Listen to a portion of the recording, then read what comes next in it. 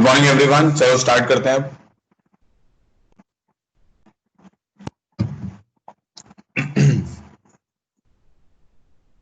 अच्छा, कल एक क्वेश्चन दिया था, उसी से स्टार्ट करते हैं। हाँ, everyone who is joining just type जय हनुमान जी। जो भी ज्वाइन कर रहा है जय हनुमान जी टाइप करता रहे।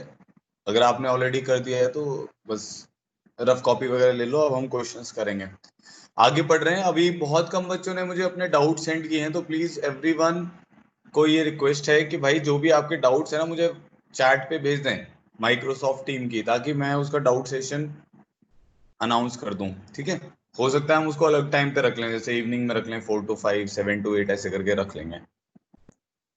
ठीक है, तो अभी मेरे को 5 बच्चों के शायद डाउट्स आए हैं इनडेफिनेट इंटीग्रेशन के। तो प्लीज आप लोगों को रिक्वेस्ट है, अपने जो भी डाउट्स हैं जल्दी से जल्दी मुझे आज जैसे आपकी क्लासेस ओवर होंगी तो सेंड कर दें, ताकि मैं एक डाउट सेशन अनाउंस कर दूं। और हो सकता है वो मैं अलग ही टाइम पे अनाउंस करूं, सैटरडे को ना अनाउंस करूं, ताकि हम आगे बढ़ते रहें। चलो अब स्टार्ट करते हैं पूरी एनर्जी के साथ। सब लोग एनर्जी ले आओ अपने अंदर।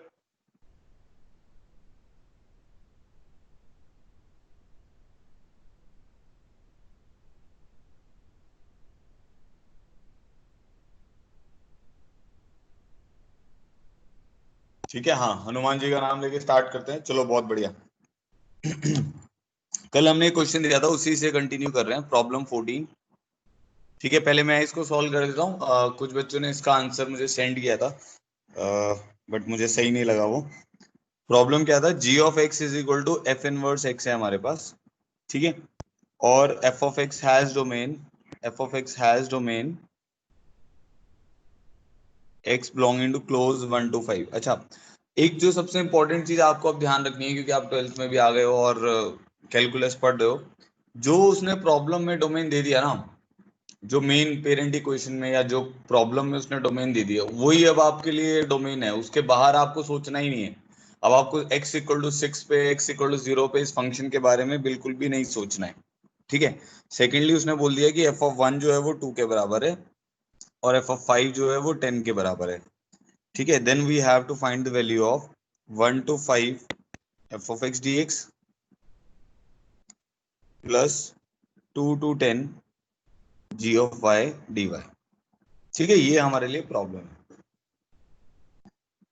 अच्छा ठीक है, अब अभी जैसे कुछ बच्चों ने ना इसको ग्राफ से बनाने की कोशिश करी थी, तो आपको क्या दिक्कत आएगी। जैसे एफ ऑफ एक्स का ग्राफ तो ठीक है बन जाएगा, उससे आप एरिया भी जज कर सकते हो। बट जी ऑफ वाई का जो ग्राफ होगा वो कैसे बनाओगे। जी ऑफ वाई का जो ग्राफ होगा वो मतलब ना इनवर्स का ग्राफ होगा। ठीक है, तो वो या तो आप इनवर्स का फंक्शन निकालें, फिर आप उसके बारे में गेस कर पाएंगे। ठीक है, अदरवाइज इसको हम क्या करते हैं, अभी जैसे मेरे को एफ का ग्राफ नहीं पता ना, क्योंकि ये भी नहीं पता है कि भाई वो इंक्रीज करेगा वो डिक्रीज करेगा। हाँ, ये पता है कि अगर आपका जो फंक्शन है उसका इनवर्स एग्जिस्ट कर रहा है तो मोनोटोनिक होता है। मोनोटोनिक नहीं मतलब या तो वो हमेशा इंक्रीज करेगा या वो डिक्रीज करेगा। तो वैल्यू से देख के आपको समझ आ जाएगा वो इंक्रीज कर रहा है। बट जी ऑफ वाई के बारे में मुझे अभी ऐसा नहीं पता है। ठीक है, तो इसीलिए अब इसको मैं ऐसा करता हूँ, क्योंकि जी ऑफ एक्स जो है वो आपका एफ इनवर्स एक्स है। अगर जी ऑफ एफ ऑफ टी निकालूंगा, ये किसके बराबर आएगा, टी के बराबर आएगा। इतना समझते हो सब लोग, क्योंकि G is basically F inverse of F of T. तो F inverse of F of T किसके बराबर आ जाएगा, टी के बराबर आ जाएगा। क्योंकि और कुछ डोमेन वगैरह की कुछ कंडीशन यहाँ पे और हमें कुछ गिवन नहीं है। जैसे sine of sine inverse x हमेशा एक्स में खुलता है, sine inverse of sine x हमेशा एक्स में नहीं खुलता है। बट यहाँ पे क्योंकि फंक्शन हमें ऐसा कुछ नहीं दिया हुआ है, तो हमारे को यही एज्यूम करना पड़ेगा कि F inverse of F of T T में ओपन अप होगा। तो ये तो ऑलरेडी सिंप्लीफाइड वर्जन है। यहाँ पे मैंने क्या किया, y को एफ ऑफ टी मान लिया। ठीक है, तो आपका ये जो इंटीग्रल है ये क्या बन जाएगा, g of F of T. ठीक है, dy की जगह क्या आ जाएगा, f dash T D T. तो यहाँ पे आ जाएगा f dash T D T. अच्छा, अब ये वाली वैल्यू किसकी थी, ये y की वैल्यूज हैं, ये y1 है हमारा और ये हमारा y2 है। तो जब आपका y1 2 है तो इसका मतलब क्या हो गया, एफ ऑफ t1 2 है। तो t1 किसके बराबर आ जाएगा, कंपेयर करो यहाँ से, t1 की वैल्यू 1 आ जाएगी। जब आपका y2 10 है तो मतलब एफ ऑफ t2 10 है। फंक्शन कंपेयर करो तो t2 की वैल्यू कितनी आ जाएगी, 5 आ जाएगी। ठीक है, तो अब आपका जो इंटीग्रल है वो क्या बन गया, 1 to 5 F of x D X plus 1 to 5 ये बन जाएगा T F dash T D T. ठीक है, मतलब ये खत्म हो गया। 1 to 5 F of x D x लिख सकते हैं इसको।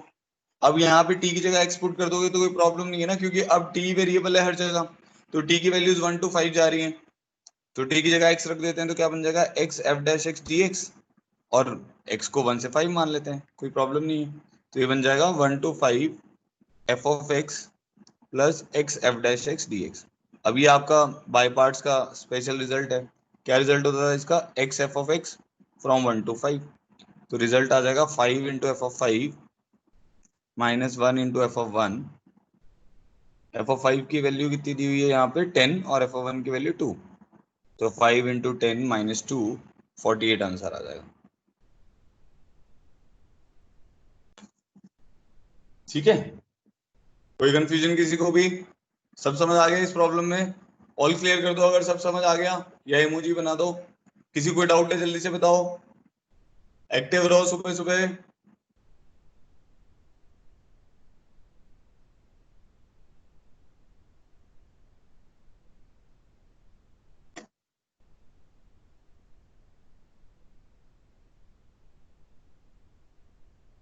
ठीक है, लक्ष्य, तन्मय, कृपेश्वर, सबको क्लियर है? चलो आगे बढ़ते हैं। नेक्स्ट क्वेश्चन देखो अब, प्रॉब्लम 15।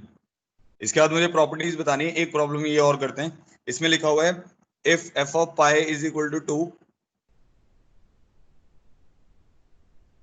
जिन बच्चों ने डायग्राम से किया था ना, कुछ बच्चों ने डायग्राम से किया था, वो लॉजिकली वो सही है, बट मतलब वो मेरे को ना एक्सप्लेन नहीं कर पा रहे थे कि ऐसा उन्होंने क्यों किया। अगर वो मुझे एक्सप्लेन कर देंगे ना तो मुझे क्लियर हो जाएगा, क्योंकि आपको ना डायग्राम में एक फंक्शन का डायग्राम बना के आपने जी ऑफ वाई का इंटीग्रल कैसे निकाल लिया वो हमें नहीं समझ आएगा उस प्रॉब्लम में ना।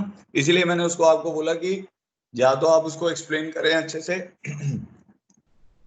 या उसमें मतलब उससे भी आंसर आ गया था, वो भी मेथड सही है एक्चुअली में, बट वो आप एक्सप्लेन नहीं कर पा रहे थे, क्योंकि इन्वर्स जो होगा उसका तो मिरर इमेज जाएगा, तो वो आप एक्सप्लेन नहीं कर पाए, इसलिए मैंने आपको बोला इसको किसी और तरीके से करें। तो ये थोड़ा ज्यादा कन्वीनियंट वे है rather than drawing the graph of the function. चलो नेक्स्ट आ रहे हैं, if f of pi is equal to 2। अब मेरे को सॉल्व करना है 0 to pi F of x plus f dash x sine x D x. Try करो भाई सब लोग। दिस इज इक्वल टू 5, ये गिवन है 5 के बराबर, हमें फाइंड एफ ऑफ 0, हमें एफ ऑफ 0 की वैल्यू निकालनी है। बताओ भाई जल्दी से क्या आंसर आ रहा है।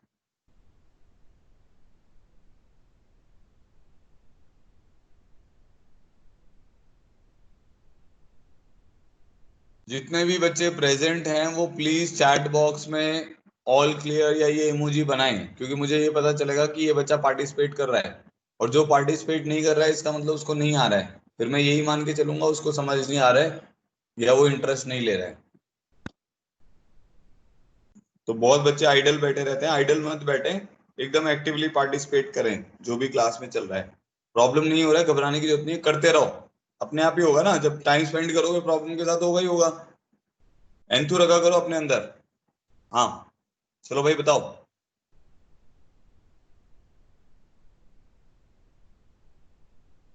रफ कॉपी रखो, जल्दी से ट्राई करो।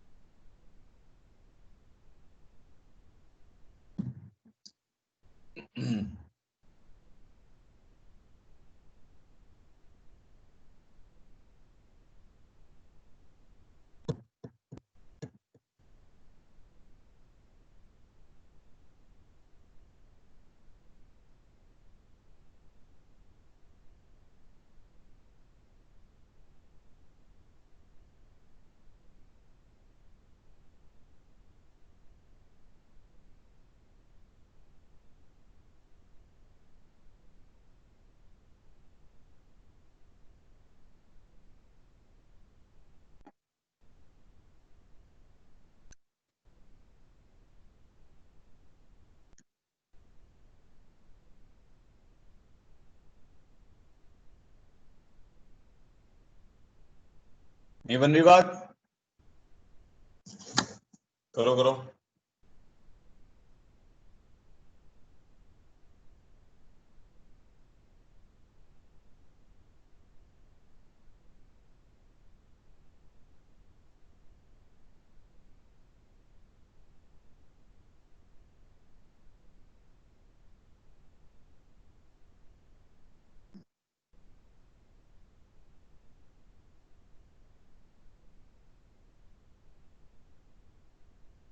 जिसका भी आंसर आ रहा है चैट बॉक्स में लिखो क्या आंसर आ रहा है।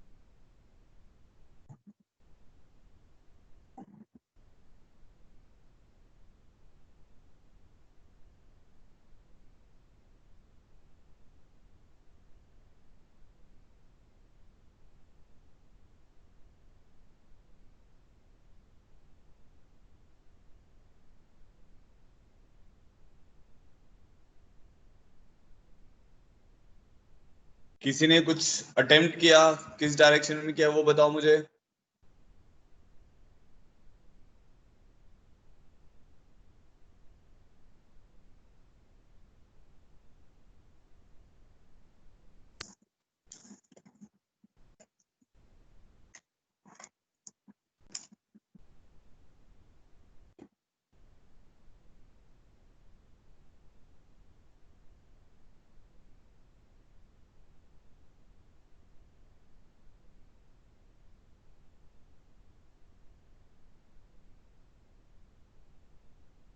पीयूष, हाँ बहुत बढ़िया। पीयूष का सही आंसर आया है। और किसी का?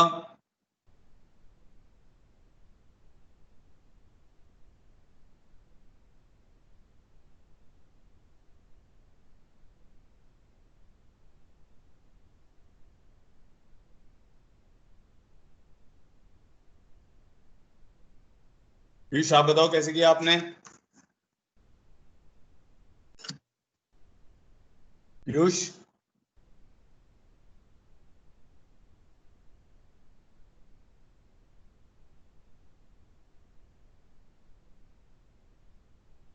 पीयूष मेरी आवाज नहीं आ रही है आपको? माइक नहीं है तो टाइप कर दो कैसे किया।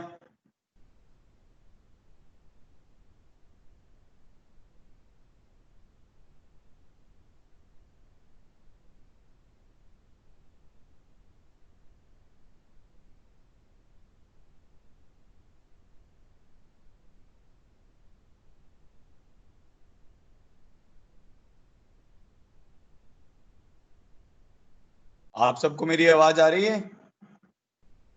अगर आपको मेरी आवाज आ रही है तो यस करो, टाइप करो उसमें। मेरे को लग रहा है कि भाई पता नहीं कहाँ चले गए बच्चे।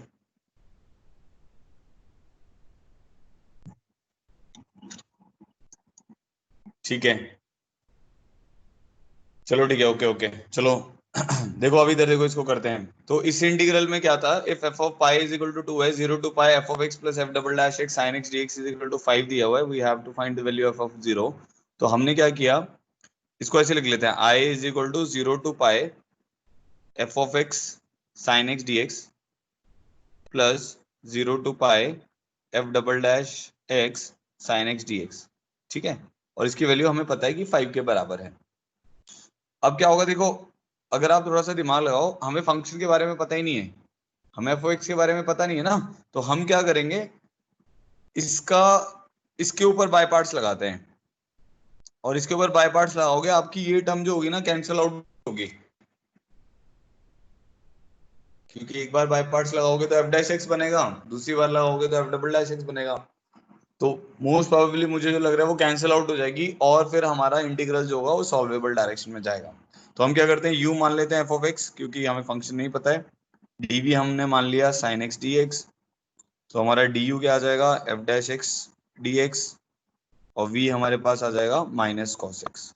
तो हमारा जो इंटीग्रल है आए वो किसके बराबर आएगा, u into v which is F of x minus cos x से मल्टीप्लाई होगा।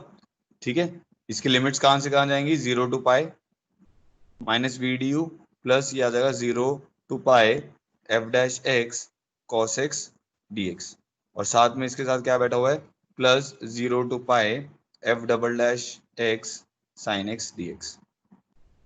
ठीक है, यहां तक सबको समझ आ गया होगा। अब ये वाली वैल्यू तो सॉल्व हो गई, ये वाली वैल्यू आ जाएगी minus F of pi into cos pi is -1 minus F of 0 into cos 0 which is 1। ठीक है, एक तो ये हमारे पास वैल्यू आ गई।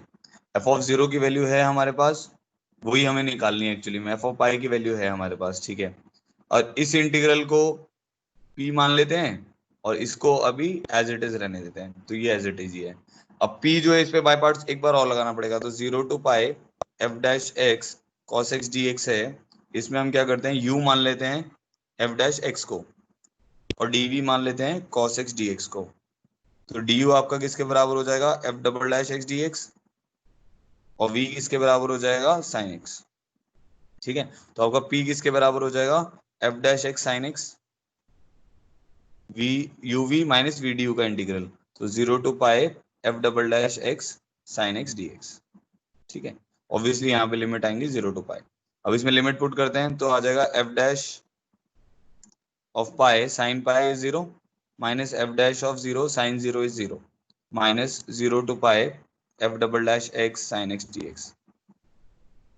ठीक है, तो p जो हो गया वो आपके पास आ जाएगा 0 to pi with negative sine f double dash x sine x D x. समझ आ गया आपको, ये वाली टर्म जो है वो p जो है वो उसी का नेगेटिव बन गई, तो ये दोनों टर्म आपस में क्या हो जाएंगी, कैंसिल हो जाएंगी। ठीक है, तो हमारी ये दोनों टर्म आपस में कैंसिल हो जाएंगी। ठीक है जी, अब हमारे पास क्या बच गया, आई हमारा कितना था 5 था, तो हमारा 5 किसके बराबर आ जाएगा, 5 is equal to F of pi into -1 which is F of pi, एक तो एफ ऑफ पाई आ गया यहाँ पे, ये क्या हो जाएगा minus minus plus F of 0 plus F of 0, ये हमारा फाइनल रिजल्ट आ गया। तो एफ ऑफ 0 की वैल्यू हमें दी हुई है, एफ ऑफ 0 की निकालनी है, एफ ऑफ पाई की 2 दी हुई है। ठीक है, तो ये 2 दी हुई है, तो एफ ऑफ 0 की वैल्यू कितनी आ जाएगी, 3 आ जाएगी। आ गया सबको समझ, ऑल क्लियर कर दो या इमोजी बना दो। ठीक है, पीयूष ऐसे किया था आपने, पता नहीं पीयूष आंसर लिख के गायब भी हो गया। Yes sir.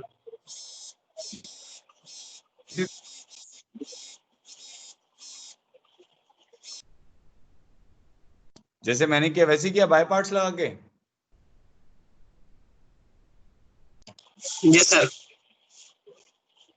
ठीक है, ओके।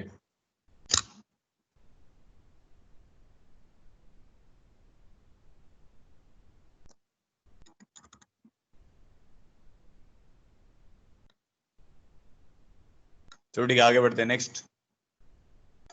नेक्स्ट वाला प्रॉब्लम, नेक्स्ट अब हमारे ये दोनों प्रॉब्लम तो हो गए, अब हम आ रहे हैं टाइप्स पे। ठीक है, तो नेक्स्ट टॉपिक है प्रॉपर्टीज ऑफ डीआई। अब इसको ध्यान से सुनिएगा, ये बहुत इंपॉर्टेंट है इस चैप्टर के लिए, ये पूरा ही चैप्टर वैसे बहुत इंपॉर्टेंट है।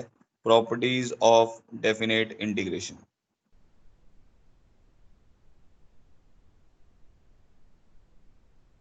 Properties of definite integration. ठीक है, अब हम क्या करेंगे, एक एक करके प्रॉपर्टीज पढ़ेंगे। अब होता क्या है कि जो अभी आपने ना पहली को में मैंने जो प्रॉब्लम्स आपको करवाए उसमें ऐसा था कि प्रॉपर्टीज तो आपको पता नहीं थी, तो हम इनडेफिनेट इंटीग्रेशन की हेल्प से प्रॉब्लम्स को सॉल्व कर रहे थे।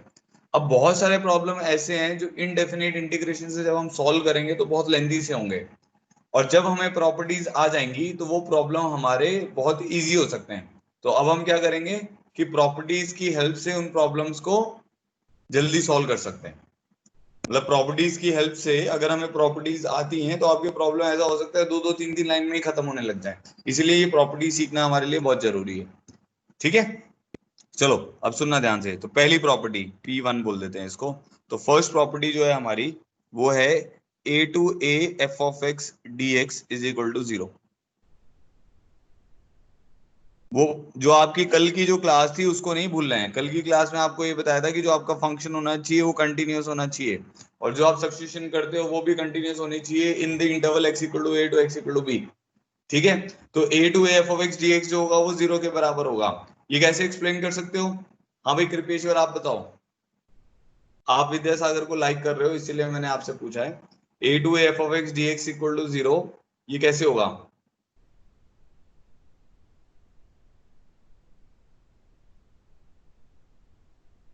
जिससे मैं पूछ रहा हूँ वो आंसर जरूर करे। कहाँ भाग गया अब?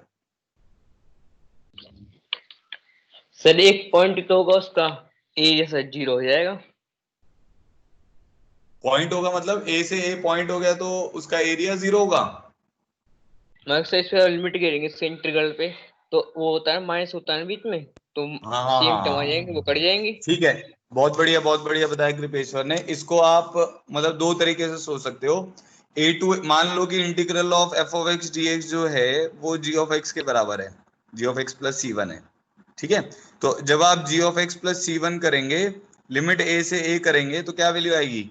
जी of A plus C one minus G of A plus C one. ठीक है, तो वो कैंसिल आउट होकर क्या बन जाएगा? 0 बन जाएगा। एक तरीका ये हो गया सोचने का। दूसरा ये हो गया, मान लो कोई ग्राफ है आपके पास y is equal to F of x, तो आपको ये बताया था कि अगर ए से बी जा रहे हो तो वो ग्राफ क्या देता है? अगर अबव एक्स एक्सिस है तो पॉजिटिव एरिया देगा, बिलो एक्स एक्सिस है तो नेगेटिव एरिया देगा। अब ए से ए जाने पे तो क्या बनेगा? एक स्ट्रेट लाइन ही बन जाएगी ना, और ये कुछ भी एरिया बाउंड नहीं करेगी, इसलिए इसकी वैल्यू क्या आएगी? 0 आएगी। तो कभी भी आप एक इंटीग्रल में ए से ए जा रहे हो तो उसकी वैल्यू कितनी आएगी? 0 आएगी। आई होप आप लोग को ये बात क्लियर हो गई होगी। नेक्स्ट प्रॉपर्टी पे आते हैं, प्रॉपर्टी 2। ठीक है, अब जो हमारी प्रॉपर्टी 2 है उसमें क्या है? ए टू बी अगर F of x D X लिखा हुआ है, ठीक है, इसको मैं A to B F of T D T लिख सकता हूं। मतलब हम इसको बोलते हैं वेरिएबल चेंज कर दिया हमने। A to B F of x D X जो है वो हमारा किसके बराबर है? A to B F F of T D T. क्योंकि वेरिएबल चेंज करने से कोई भी फर्क नहीं पड़ेगा। आपने क्या किया? बेसिकली एक्स को टी मान लिया ना, एक्स को टी लिख दिया आपने। एक्स को टी लिख दोगे तो क्या होगा? यहाँ पे एक्स की जगह पे टी आ जाएगा, डी एक्स की जगह पे डी टी आ जाएगा। यहाँ पे एक्स की लिमिट थी, टी की लिमिट हो जाएंगी। तो वेरिएबल चेंज करने से आपके इंटीग्रल की वैल्यू पर कुछ भी फर्क नहीं आएगा। सेम वही वाली बात होगी अगर मैं बोलता हूँ 0 to pi by two sine x D x solve करो, 0 to pi by two sine x D x solve करो। ठीक है, तो एक ही वेरिएबल है यहाँ पे, इसकी वैल्यू 1 आती है। तो आपको ऐसे भी याद रखना है कि जैसे ये इंटीग्रल है 0 से पाई by two sine x D x का इंटीग्रल, ये वाली वैल्यू भी 1 आती है, ये वाली वैल्यू भी 1 आती है। अगर आप 0 टू पाई लोगे तो वो वाली वैल्यू 2 आएगी। तो इसको सॉल्व भी करके देख सकते हैं। माइनस कॉस एक्स लिखेंगे 0 टू पाई में, 0 टू पाई बाई टू में सॉरी, तो minus of cos pi by to minus cos 0 हो जाएगा, ये वाली वैल्यू 1 आ जाएगी। ठीक है, तो 0 to pi by two sine x D x की वैल्यू कितनी आती है? 1 आती है। अब आपने 0 to pi by two sine t D T लिख दिया, इसकी सेम वैल्यू तो आएगी, इंटीग्रल करके माइनस कॉस टी आएगा। लिमिट डालोगे 0 से पाई बाई टू में तो क्या वैल्यू आएगी? 1 ही आएगी। तो वेरिएबल चेंज करने से हमारे इंटीग्रल की वैल्यू पर कुछ भी फर्क नहीं आएगा, प्रोवाइडेड आपने लिमिट सेम रखी हो। लिमिट चेंज कर दोगे फिर तो बात ही अलग हो जाएगी ना। ठीक है, नेक्स्ट प्रॉपर्टी पे आते हैं। नेक्स्ट प्रॉपर्टी है A to B F of x D X जो होता है वो minus of B to A F of x D X होता है। ये भी बहुत सिंपल सी प्रॉपर्टी है। अगर आप लिमिट्स को इंटरचेंज करोगे तो एक नेगेटिव साइन बाहर जाएगा। कॉमन सेंस आ रही होगी, ये तो बहुत सिंपल सी बात है। कैसे? F of x D x का इंटीग्रल मान लेते हैं कि जी ऑफ एक्स है, तो ये वाली वैल्यू जो आएगी ये G of B minus G of A के बराबर आएगी। ठीक है, अब जो आपकी राइट हैंड साइड की वैल्यू है वो आएगी G of A minus G of B. अगर आप नेगेटिव साइन नहीं लगाते हैं तो जब नेगेटिव लगाएंगे तभी ये दोनों वैल्यूज क्या हो पाएंगी? सेम हो पाएंगी। तो अगर लिमिट्स को इंटरचेंज करते हैं तो एक नेगेटिव आपको बाहर भेजना पड़ेगा, फिर दोबारा से इंटरचेंज करोगे तो एक नेगेटिव और बाहर भेजना पड़ेगा। अब आप बोलोगे सर इनका यूज कैसे आएगा? जब आप प्रॉब्लम करोगे ना तो आपको समझ आएगा। देखो हम दो इंटीग्रल को कब ऐड करते हैं? जब दोनों की लिमिट सेम हो। तो अगर मान लो एक इंटीग्रल है और दूसरा भी ऐड हो रहा है और लिमिट्स इंटरचेंज हो रही हैं, तो आपको समझ आ जाएगा कि भाई इसकी लिमिट्स को हम स्वैप कर सकते हैं विद नेगेटिव साइन, फिर ऐड करने में या सब्ट्रैक्ट करने में हमें आसानी होगी। ठीक है जी, ये भी आ गई बात। नेक्स्ट प्रॉपर्टी पे आते हैं, फोर्थ प्रॉपर्टी।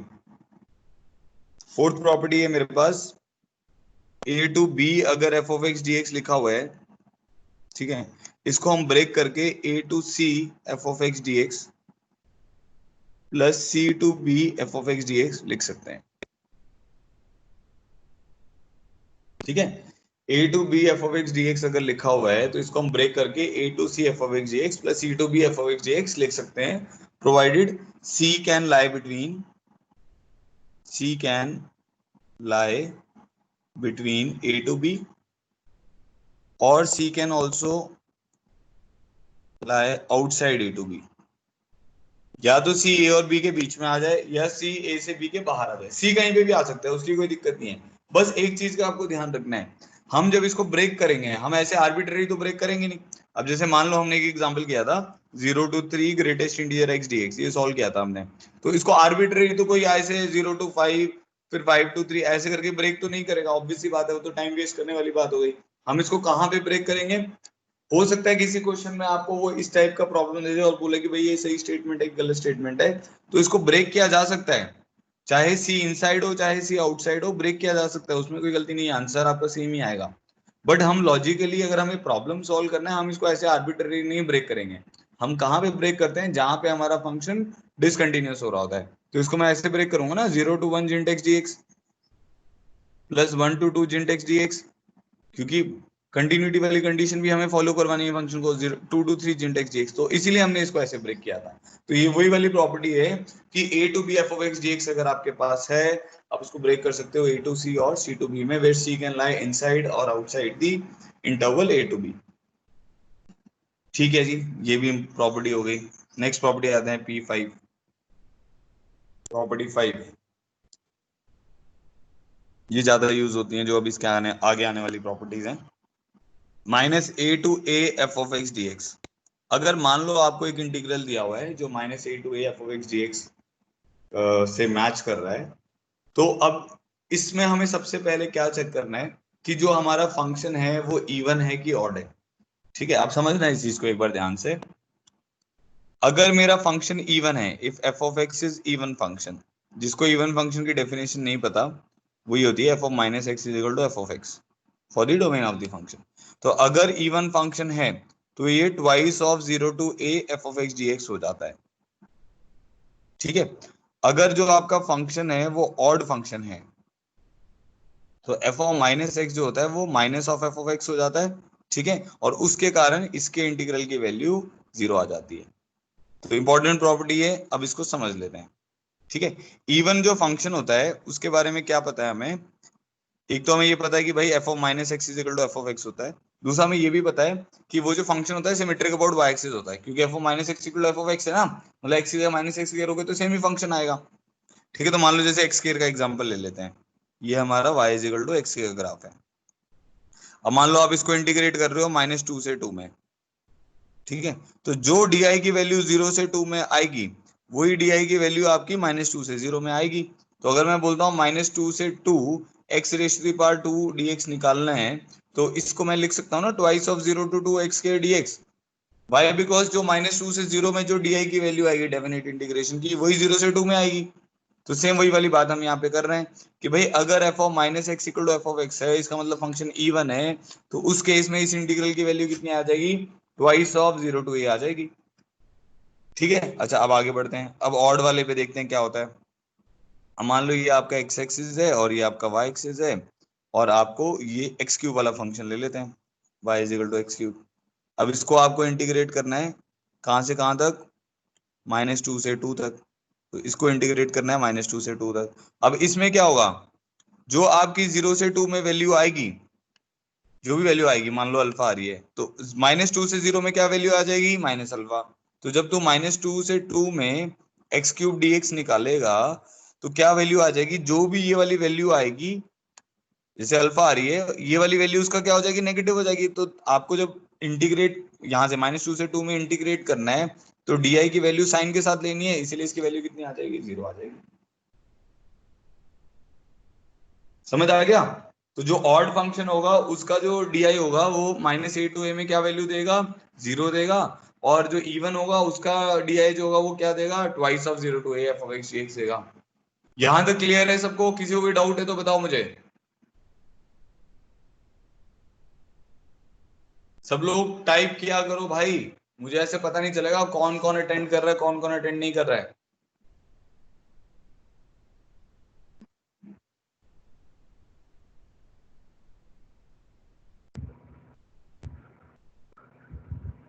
ठीक है, बहुत बढ़िया।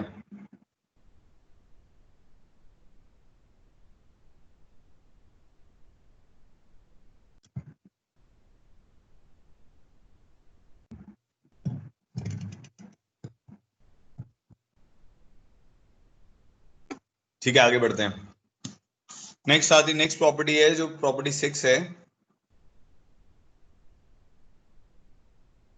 देखो इधर ध्यान दो, अब प्रॉपर्टी 6, जो हमारी प्रॉपर्टी 6 है उसको हम बोलते हैं किंग्स रूल। ठीक है, इसको हम किंग्स रूल बोलते हैं, एनसीईआरटी किंग्स रूल नहीं बोलती है।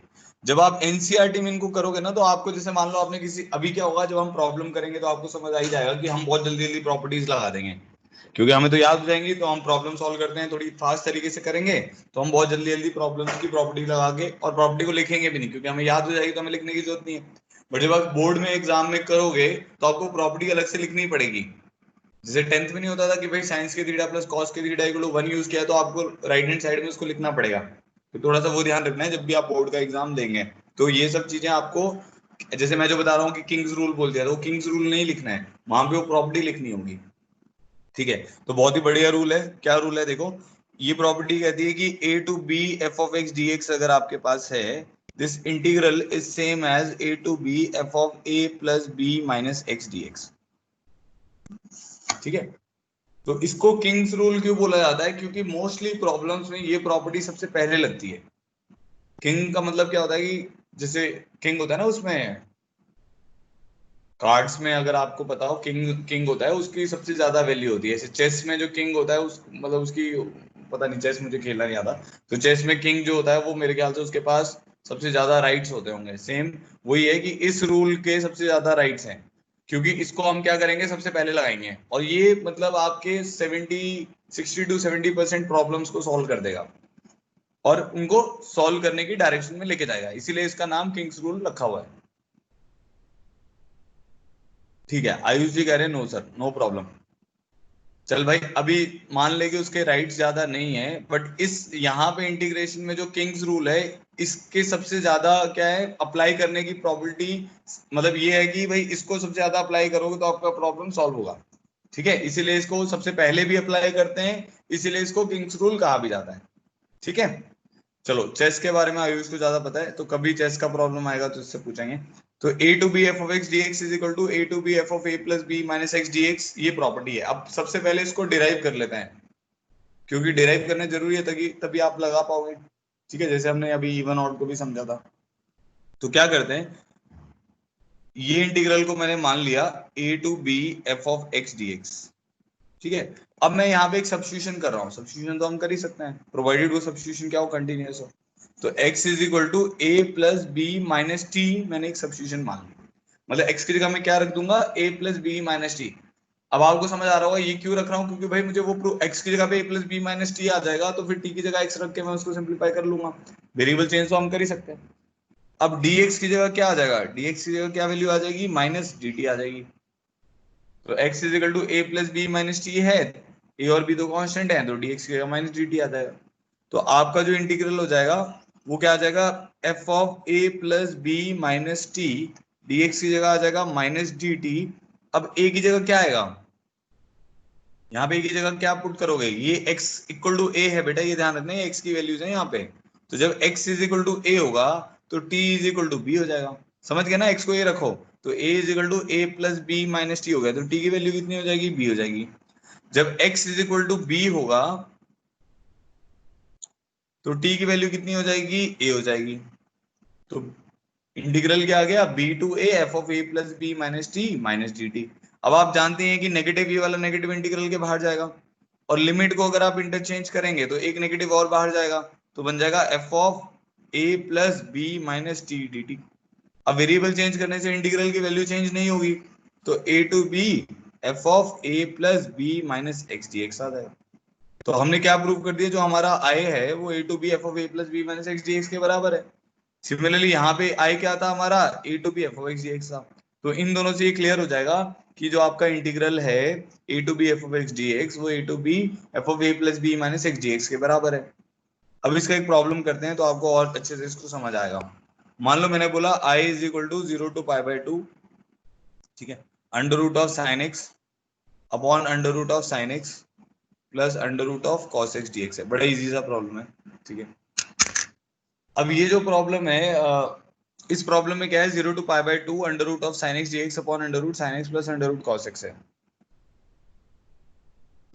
तो अगर मैं इसको वैसे सॉल्व करने लग जाऊं ना तो फिर मेरे को सब्स्टिट्यूशन वगैरह से ये प्रॉब्लम हो सकता है आपसे सॉल्व भी ना हो, क्योंकि वो कॉम्प्लिकेटेड सा प्रॉब्लम बन जाएगा, क्योंकि साइन एक्स और कॉस एक्स दोनों अंडर रूट में आ रहे हैं।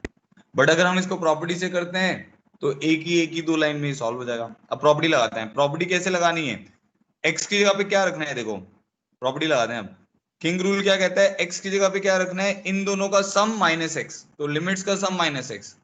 तो यहाँ पे एक्स की जगह पे क्या रखोगे? लिमिट्स का सम माइनस एक्स, तो under root of sine of limits का सम माइनस एक्स, तो पाई बाय 2 माइनस एक्स आ जाएगा।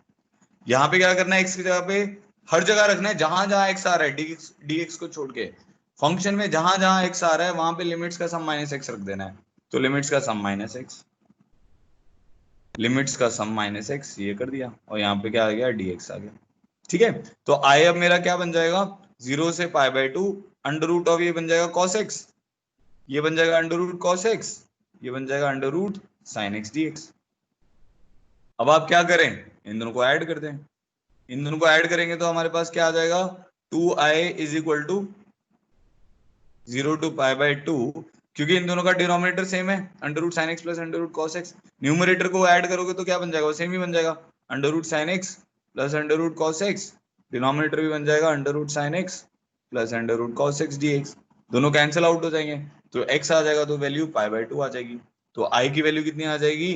पाई बाय 4, जो कि इसका आंसर है। तो देखो किंग्स रूल से ये वाला प्रॉब्लम बहुत इजीली सॉल्व हो जाएगा। ठीक है, सबको क्लियर हो गया? इजी सा प्रॉब्लम था ये। अब बताओ, ये प्रॉपर्टी सबको क्लियर हो गई? ये काफी इंपॉर्टेंट प्रॉपर्टी है और बहुत प्रॉब्लम से यूज होगा। ठीक है, सॉरी, बताओ भाई सब लोग, ऑल क्लियर कर दो इसको एक बार।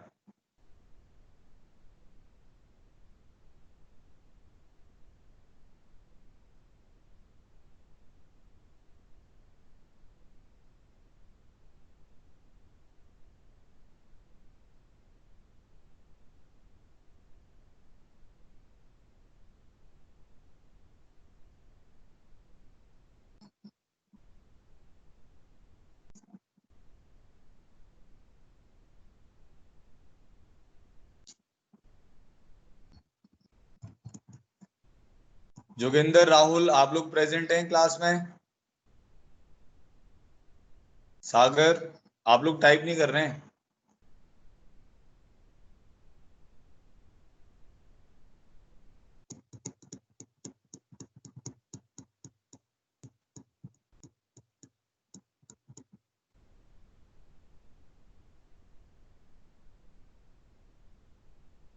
ठीक है, ओके।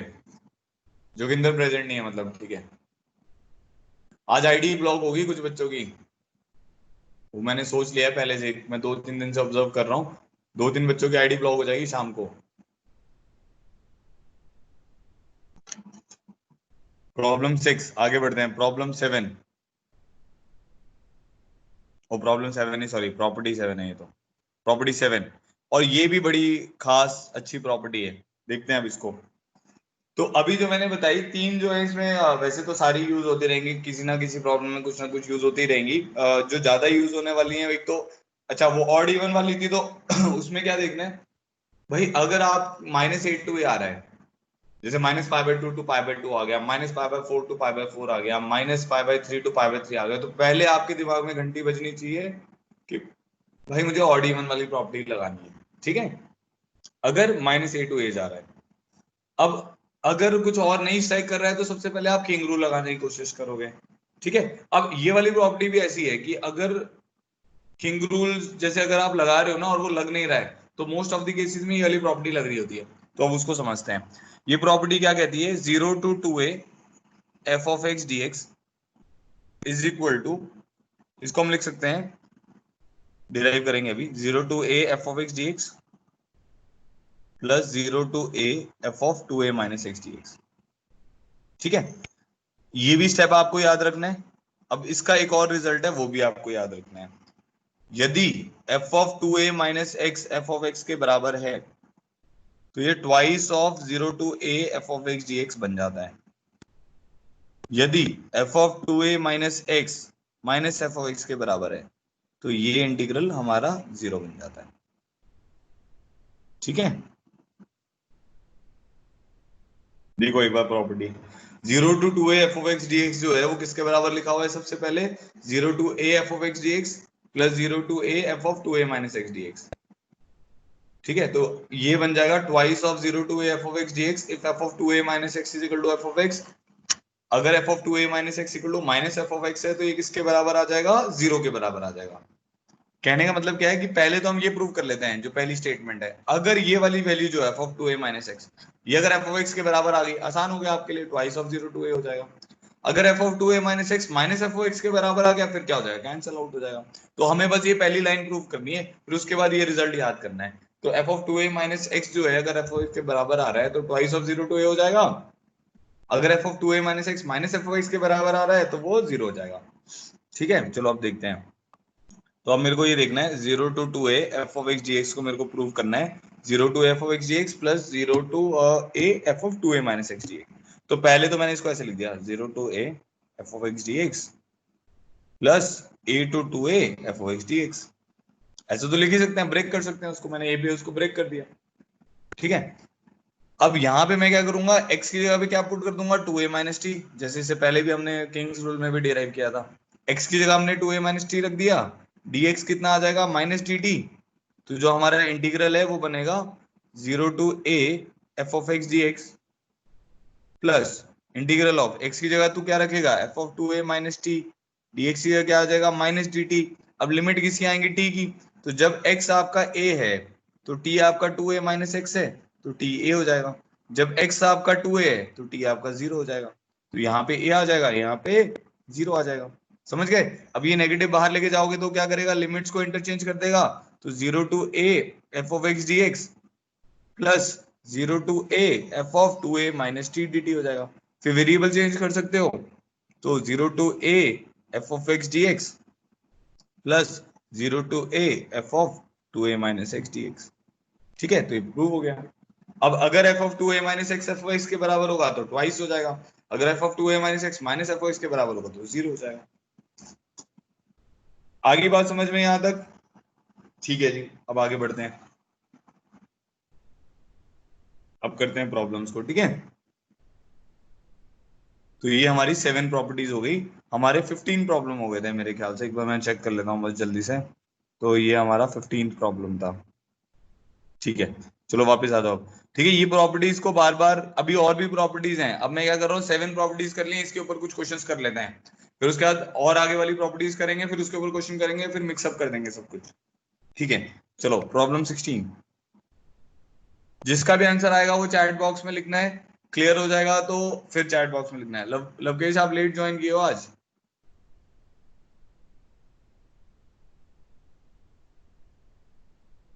तो इंटीग्रल है हमारे पास minus half to half cos X ln of 1 plus X upon 1 minus x D X. करो भाई, सॉल्व करो जल्दी से।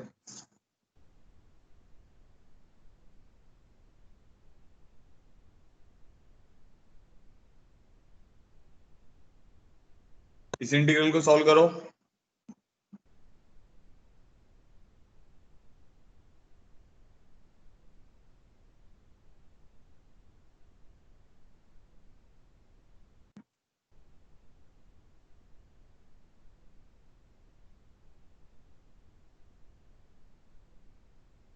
अब इसमें प्रॉपर्टी लगानी है, इसमें बाय पार्ट्स मत लगाने लग जाना, प्रॉपर्टी लगा के सोचो क्या करना है।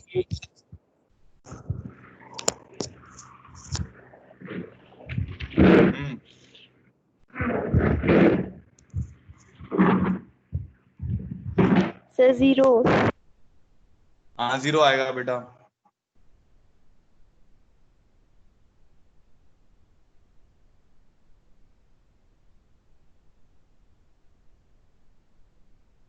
जीरो आ रहा है सबका।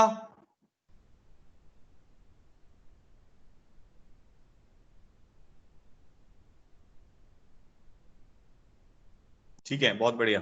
देखो इसमें क्या है, अगर आप फंक्शन को देखते हो, फंक्शन आपको दिया हुआ है cos x ln of 1 plus X upon 1 minus x. ठीक है, अब f ऑफ x या माइनस एक्स रखो तो क्या आएगा, cos of minus x ln of 1 minus x upon 1 plus x. ठीक है, तो कॉस ऑफ माइनस थीटा कितना होता है, कॉस थीटा, तो ये कॉस एक्स हो जाएगा। और ये टर्म हमारी क्या हो जाएगी, इसका ये अगर आप 1 + x को ऊपर लेके जाओगे और 1 - x को नीचे लेके जाओगे तो एक नेगेटिव बाहर चला जाएगा ना, और ये बन गया minus of F of x. तो ये फंक्शन क्या है, ऑड फंक्शन है, -a to a, direct integral क्या होगा, 0। -a to a f of x dx का इंटीग्रल अगर फंक्शन ऑड है तो क्या आंसर आता है, 0। सबको समझ आ गया होगा ये। आगे बढ़ते हैं, जिसको नहीं समझ आया वो लेक्चर स्टार्टिंग से देखेगा तो समझ आ जाएगा। ठीक है, next problem, 0 to 1 log of 1/x - 1 dx। इसको सॉल्व करो।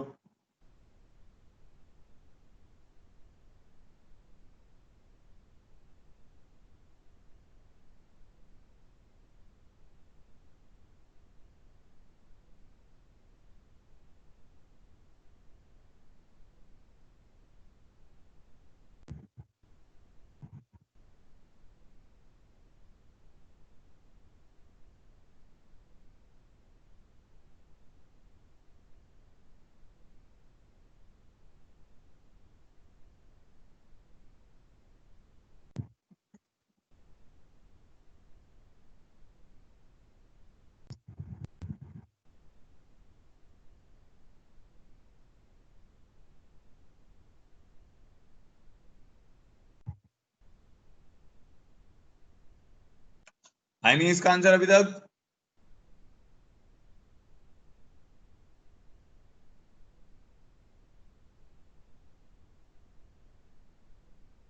जीरो आएगा, हाँ। बाकी लोग देखो,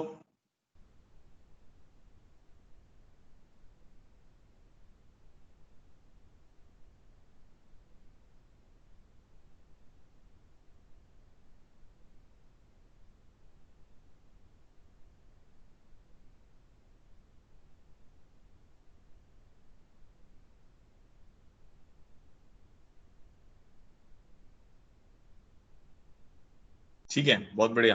देखो बहुत इजी प्रॉब्लम है, i = 0 to 1, ये एनसीईआरटी में ऐसी प्रॉब्लम होते हैं, एनसीईआरटी टाइप के प्रॉब्लम करा रहा हूं मैं आपको। ठीक है, अब आप क्या करो, किंग रूल लगाओ। किंग रूल क्या कहता है, x की जगह पे क्या करना है, a + b - x डालना है। तो log ऑफ x की जगह पे क्या रखोगे, a + b - x upon 1 - x dx। ठीक है, तो 0 to 1 ये आ जाएगा ऊपर आपके पास log x upon 1 - x dx। ठीक है, तो एक दूसरे के नेगेटिव हो गए ना, ये वाली टर्म अगर आप रेसिप्रोकल लोगे तो नेगेटिव बाहर चला जाएगा, तो ये बन जाएगा i = negative of 0 to 1 log of 1 - x by x dx। तो ऐड करेंगे तो कितना हो जाएगा, 2i = 0, तो i की वैल्यू कितनी आ जाएगी, 0। ठीक है, चलो जी हो गया। आगे बढ़ते हैं, 18 प्रॉब्लम। अभी थोड़े से इजी इजी दे रहा हूँ, थोड़ी देर में आपको अच्छे प्रॉब्लम आएंगे जिसमें आपके पसीने छूट जाएंगे। dx अपॉन 1 + √tan x, इसको सॉल्व करो।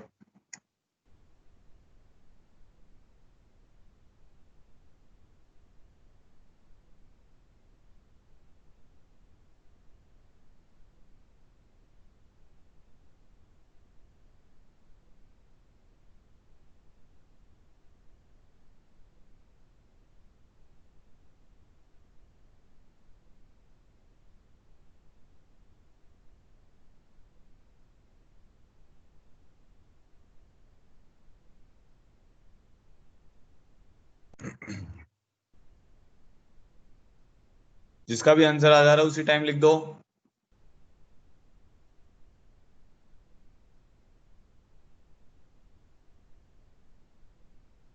5/4, हाँ बहुत बढ़िया।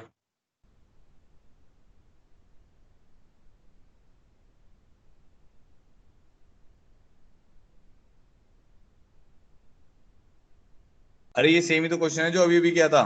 इसको आप ऐसे लिख सकते हो ना, 0 to π/2। चलो अभी ऐसे ही कर देते हैं, dx अपॉन 1 + √tan x है, ये साइन कॉस में कन्वर्ट करोगे तो अभी भी जो प्रॉब्लम किया था वही बन जाएगा, बस उसके ऊपर न्यूमरेटर में कॉस आ जाएगा शायद।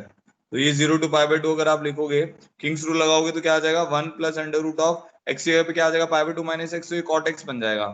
अगर आप एलसीएम ले लेते हो tan में कन्वर्ट करके, तो ये √tan x upon 1 + √tan x dx बन जाएगा। ठीक है, तो ऐड करेंगे हमारे पास आ जाएगा 2i = 0 to π/2, ऐड करने पे 1 + √tan x, इन दोनों को ऐड कर रहे हैं बेटा, 1 + √tan x, और डिनोमिनेटर में भी आ जाएगा 1 + √tan x dx। तो हमारे पास ये वाली वैल्यू आ जाएगी π/2, तो आई हमारे पास आ जाएगा π/4। बड़े सिंपल हो गया। ठीक है, नेक्स्ट आते हैं। ये हो गया हमारा 18 प्रॉब्लम। 19 पे आते हैं। ठीक है, चलो देखो, इजी था ये प्रॉब्लम। अब ये वाला करो। I is equal to 0 to pi dx upon 1 + 2 sin square x। इसका जिसका आंसर आ रहा है बताओ मुझे। पहले प्रॉब्लम लिख लो एक बार रफ कॉपी में। 0 to pi dx upon 1 + 2 sin square x।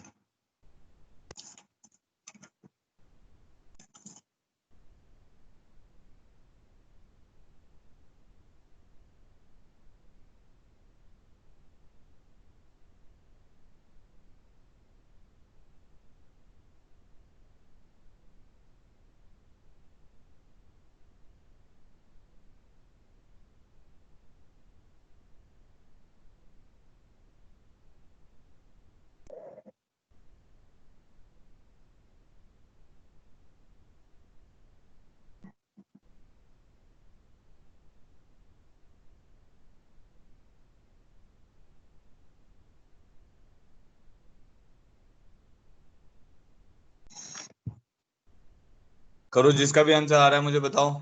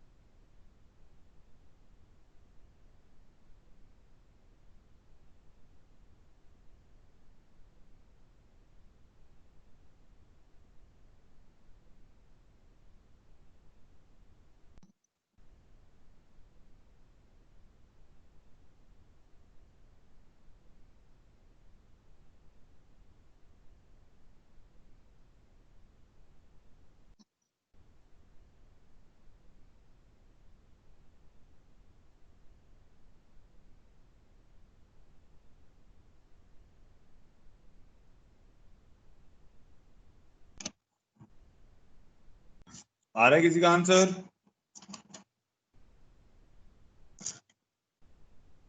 नहीं, 1 नहीं आएगा।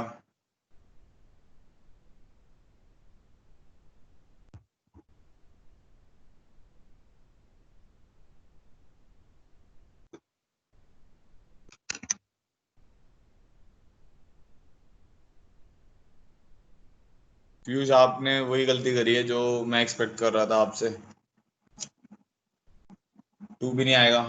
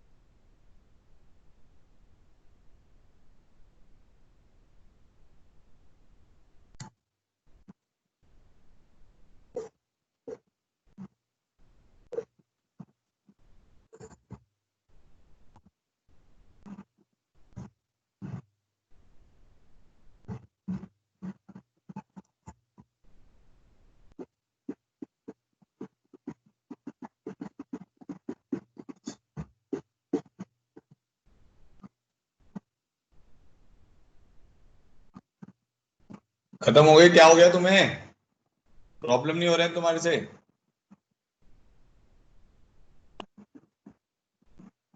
किसी का भी आंसर नहीं आया?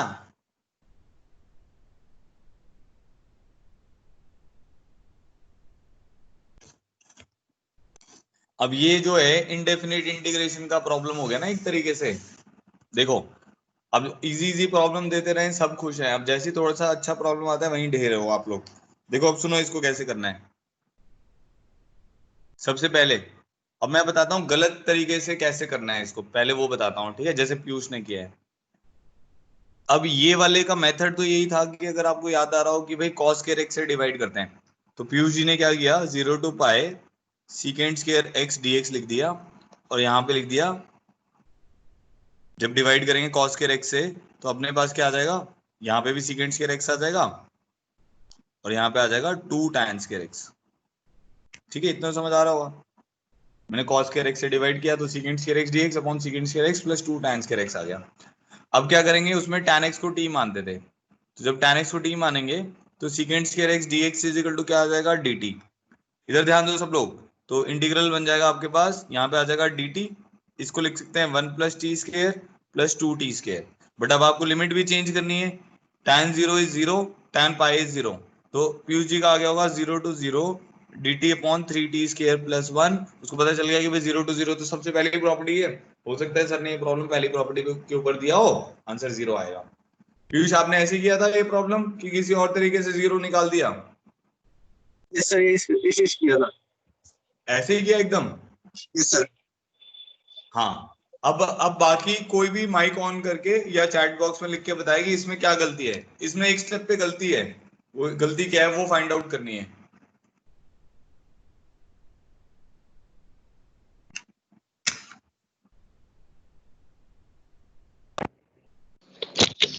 सर 10x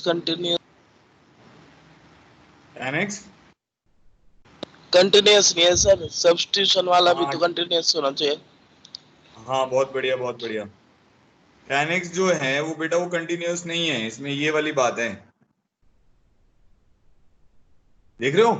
tan आपको ये बता रखा है ना कि जो सब्स्टिट्यूशन है वो कंटिन्यूस होना चाहिए। अब tan x 0 से पाई में कंटिन्यूस ही नहीं है, इसीलिए आपका आंसर गलत आ जा रहा है। या तो आप उसको ब्रेक कर लो 0 से पाई बाय 2 और पाई बाय 2 से पाई, तब आपका आंसर आ जाएगा। ठीक है, अब मैं आपको इसको लेंदी तरीके से करके दिखाता हूँ, सेम यही इसी को लेंदी तरीके से करते हैं, फिर प्रॉपर्टी से करेंगे तो आपको समझ आएगा भाई प्रॉपर्टी आपका जीवन कितना सरल करेगी। ठीक है जी, लेंदी तरीका क्या है इसका, 0 से इसको पाई बाय 2 में ब्रेक कर दिया।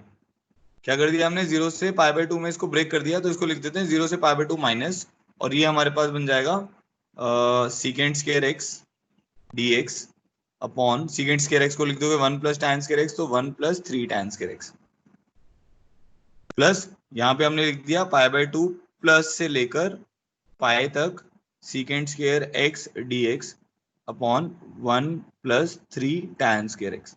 ये स्टेप सबको समझ आ गया होगा। देखो पाई बाय 2 पे तो आपका tan x को, देखो प्रॉब्लम ये सॉल्व होना है tan x equal to t मान के।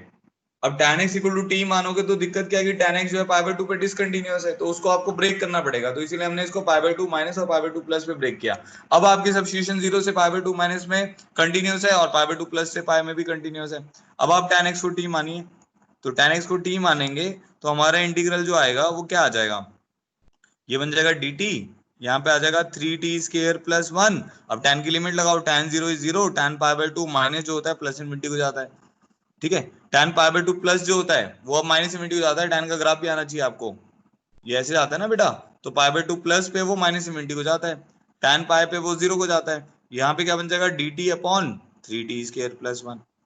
ठीक है जी, अब 3 को बाहर ले जाते हैं, इस 3 को अगर बाहर लेके जाएंगे, यहीं पे ले जाता हूँ मैं, इस 3 को बाहर अगर लेके जाएंगे तो यहाँ पे 1/3 आ जाएगा, यहाँ पे 1/√3 का होल स्क्वायर आ जाएगा, यहाँ पे 1/3 आ जाएगा, यहाँ पे 1/√3 का होल स्क्वायर आ जाएगा, क्योंकि 1/3 बचेगा तो 1/√3 का होल स्क्वायर हो गया।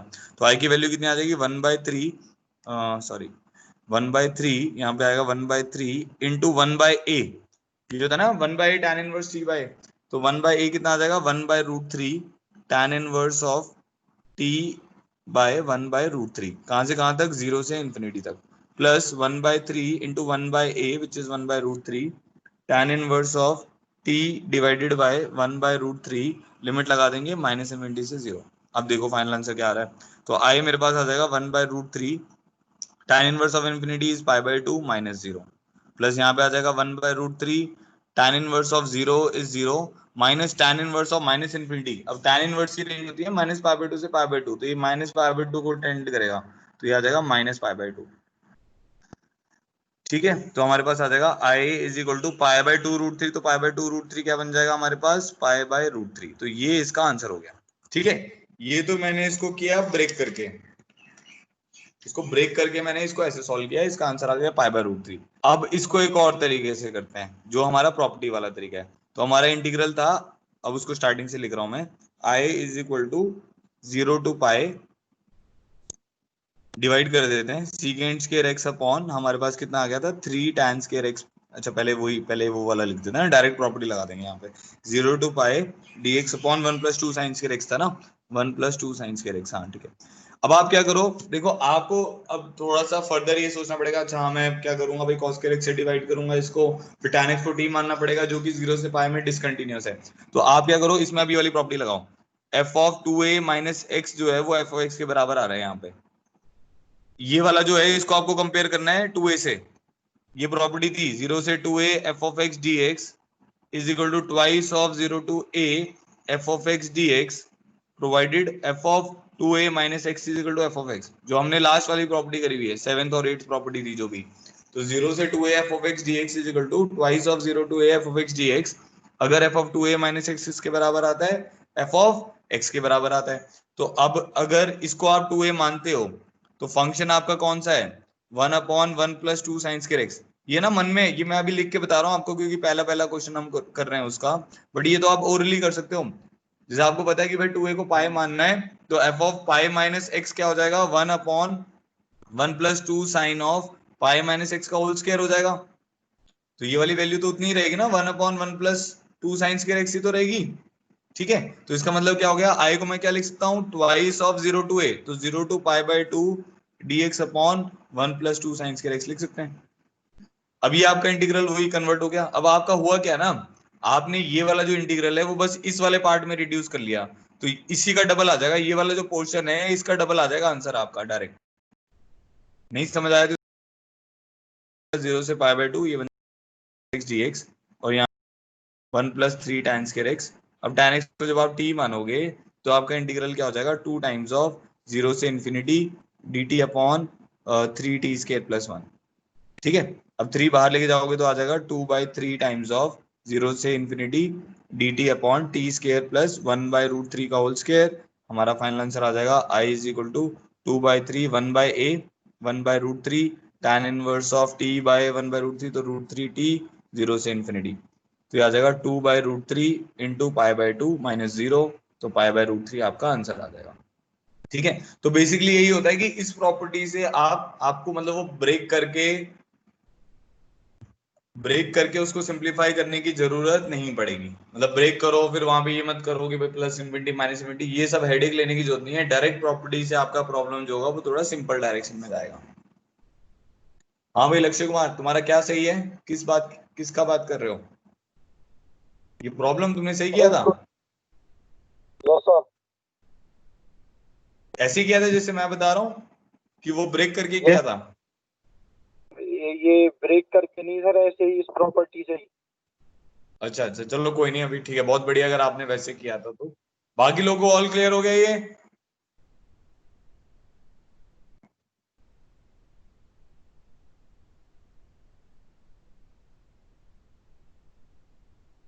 ठीक है चलो आगे बढ़ते हैं। नेक्स्ट प्रॉब्लम पे आते हैं। अब ये हमारा प्रॉब्लम हो गया प्रॉब्लम नंबर 19। प्रॉब्लम 20 करो।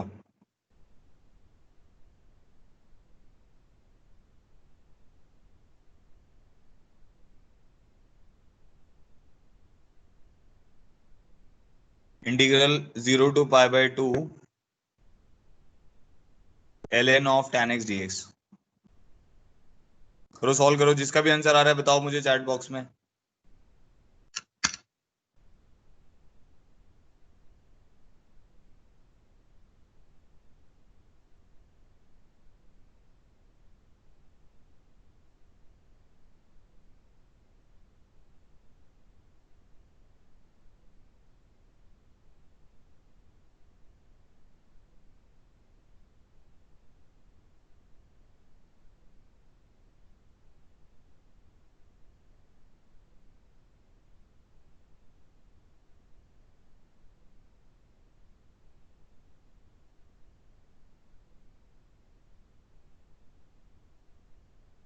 हाँ 0 इज द करेक्ट आंसर। बड़ा इजी प्रॉब्लम है ये, देखो कर देते हैं, कुछ बच्चों का आंसर आ गया। इसको आप किंग रूल लगाओ सबसे पहले, 0 to π/2 ln of cot x dx आ जाएगा। ठीक है, ऐड कर दो इन दोनों को, तो अब क्या हो जाएगा 2i = 0 to π/2, मल्टीप्लाई हो जाएंगे ना, ये log of m plus log of n होता है, log of mn, तो tan x into cot x dx। ठीक है, तो ln 1 0 होता है, तो 0 dx का इंटीग्रल 0 हो जाएगा, तो i की वैल्यू कितनी आ जाएगी, 0 आ जाएगी। आप ऐसे भी कर सकते हो, ln cot x को लिख दिया minus of ln tan x, तो ऐड करने पे 0 आ जाएगा। ठीक है, नेक्स्ट प्रॉब्लम पे आते हैं। बीच बीच में ऐसे इजी इजी प्रॉब्लम देता रहूंगा आपको, ताकि आपका मन लगता रहे, नहीं तो आपसे प्रॉब्लम ज्यादा सॉल्व नहीं होंगे, भाग जाओगे आप। हाँ, अब करते हैं। अब ये वाला प्रॉब्लम है, देखो f of x is equal to, एक डिटर्मिनेंट दिया हुआ है हमें, डिटर्मिनेंट है cos x e raise to the power x square 2x cos square x by 2। ठीक है, यहाँ पे है x स्क्वायर, यहाँ पे है सीकेंट x, यहाँ पे है sine x plus x square x cube. ठीक है, यहाँ पे है 1, यहाँ पे है 2, और यहाँ पे है x प्लस tan x। ये एक हमें फंक्शन दे दिया है जो कि डिटर्मिनेंट वाले फॉर्म में है। ठीक है, अब उसने बोला है हमें फाइंड आउट करना है i इज इक्वल टू -π/2 से π/2 x square plus 1 f of x plus f double dash x dx, ये सॉल्व करना है। बताओ भाई, जिसका आंसर आ रहा है चैट बॉक्स में।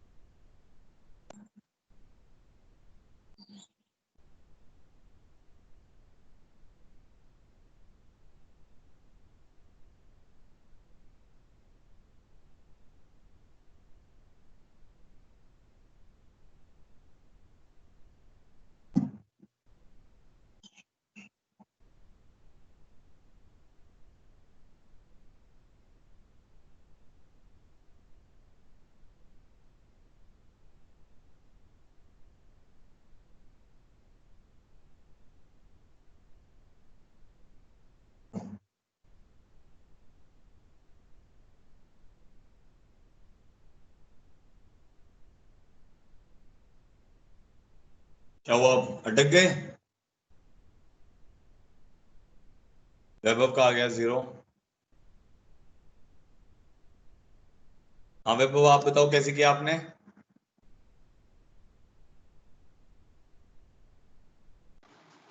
सर ये वो वाला बन रहा था, integration of F of x minus A to A, तो इसमें ऑड फंक्शन चेक कर लिए, ये ऑड फंक्शन बन रहा था। तो उससे ये तो पता चल जाएगा कि f of x ऑड है। f double dash x, F double dash x sir इसमें ऐसे ही देख लिया, कॉस एक्स को जब हम डिफरेंशिएट करेंगे, 2 बार डिफरेंशिएट करेंगे तो ये फिर से कॉस एक्स वाली टर्म में ही आएगा, एक्स स्क्वायर वो बन जाएगा 2 बन जाएगा, और ये 1 वाला 0 बन जाएगा। अच्छा डिटर्मिनेंट का डिफरेंशिएशन कैसे करते थे, याद है तेरे को? सर वो पहले एक रो कर लेते थे, फिर दोनों रो एज इट इज, फिर दूसरे में एक दूसरी रो कर लेते थे, बाकी दोनों एज इट इज। ठीक है, चलो अब देखो, अब हाँ आपने काफी हद तक सही किया है इस प्रॉब्लम को। देखो अब क्या है कि ये जो फंक्शन है, अगर मैं इसमें x की जगह माइनस एक्स डालता हूं तो क्या होगा, ये टर्म तो आपकी सेम रहेगी, ये टर्म सेम रहेगी। x की जगह माइनस एक्स डालने का मतलब जहां जहां x डालोगे वहां पे जहां जहां x आ रहा है वहां पे माइनस एक्स रख दो। ये भी सेम रहेगी, ये भी सेम रहेगी, ये भी सेम रहेगी, ये भी सेम रहेगी, ये भी सेम रहेगी। ये इसका नेगेटिव हो माइनस जाएगी, ये नेगेटिव हो जाएगी और ये नेगेटिव हो जाएगी। तो जो आपका एफ ऑफ एक्स आएगा, एफ ऑफ माइनस एक्स जो आएगा वो माइनस एफ ऑफ एक्स आ जाएगा। तो यहां से हमें ये पता चल गया कि जो एफ ऑफ माइनस एक्स है वो माइनस एफ ऑफ एक्स आ रहा है, मतलब फंक्शन आपका क्या है, ऑड है। ठीक है। अब क्योंकि इन सब में ऐसे फंक्शन हैं जो कि डिफरेंशिएट किए जा सकते हैं, तो अगर आप इसको ओपन अप करके भी फंक्शन को लिखोगे तो वो क्या आएगा, एक ऑड फंक्शन ही आएगा। अब ऑड का जो डेरिवेटिव होता है वो इवन फंक्शन होता है। जिसको ये चीज नहीं पता वो यहाँ पे ऐसे समझो कि मान लो हमने एक ऑड फंक्शन ले लिया साइन एक्स, और भी आप ले सकते हो, sine x plus x cube ले लेते हैं, चलो ये भी ऑड फंक्शन है, ठीक है। अब इसका डेरिवेटिव लेते हैं, इसका डेरिवेटिव क्या आ जाएगा, cos x plus three x square, ये अब एक इवन फंक्शन बन गया। इसका दोबारा से डेरिवेटिव लो तो ये बन जाएगा minus sine x plus six x, अब ये एक ऑड फंक्शन बन गया। तो मतलब ऑड का डेरिवेटिव इवन आएगा, इवन का डेरिवेटिव फिर क्या आ जाएगा, ऑड आ जाएगा।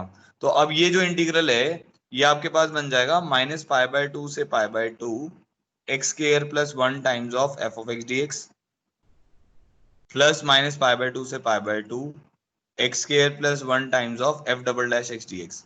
तो अभी अभी मैंने आपको बोला था कि जब भी माइनस ए टू ए वाला इंटीग्रल आए तो आपको ऑड इवन वाला सबसे पहले चेक करना है।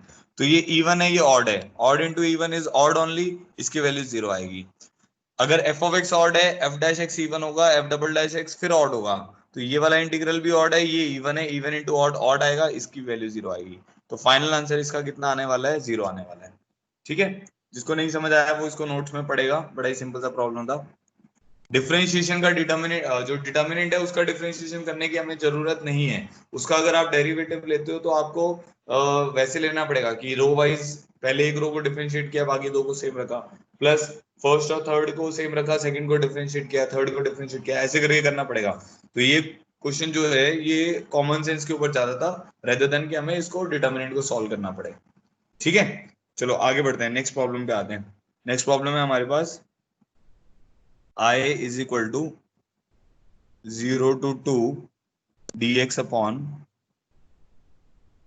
17 plus 8x minus 4x square into e की power 6 times of 1 minus x plus 1। ये मल्टीप्लाई हो रहे हैं डिनोमिनेटर में दोनों टर्म। इसको ट्राई करो एक बार।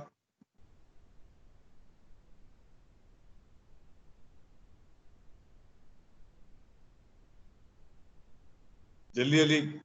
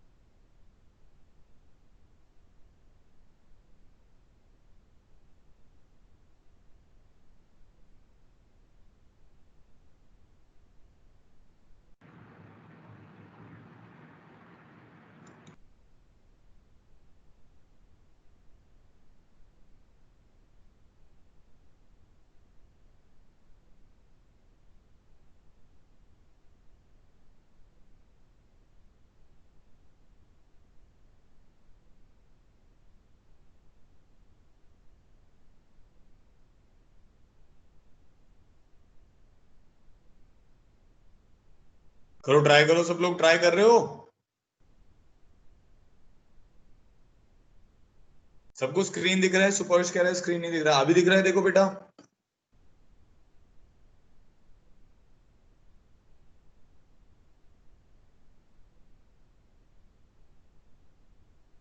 Okay okay okay, continue with your problem.